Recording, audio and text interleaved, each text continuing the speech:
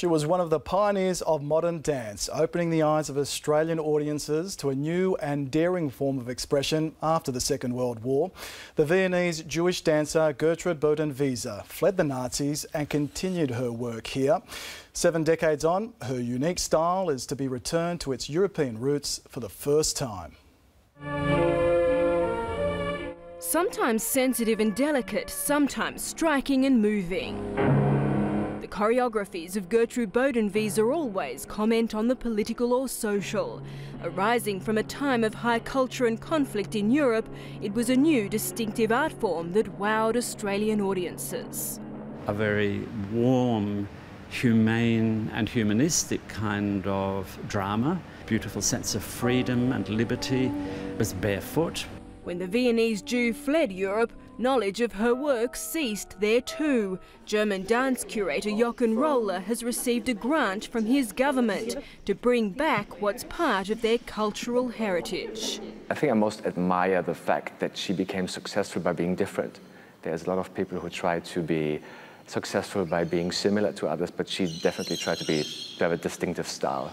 4 contemporary Australian dancers from different ethnic backgrounds are helping in his investigation.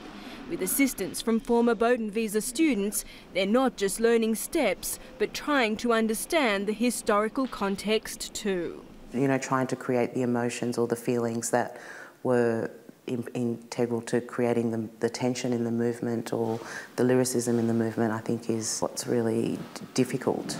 Recreations of dance sequences and other material will be taken back to Germany, where it will become part of an interactive website commemorating Bodenwieser's work and informing the German public of an art form which they lost and Australia gained. The lives of Jewish artists were torn apart by the Nazis, but Mr. Roller says his people today are still suffering too, because they were set back decades of development. The German people basically lost their avant-garde, they lost their thinking.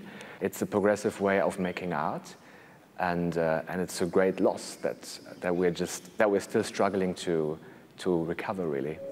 But recover they're determined to do. Bodenwieser's work has been celebrated in Australia ever since.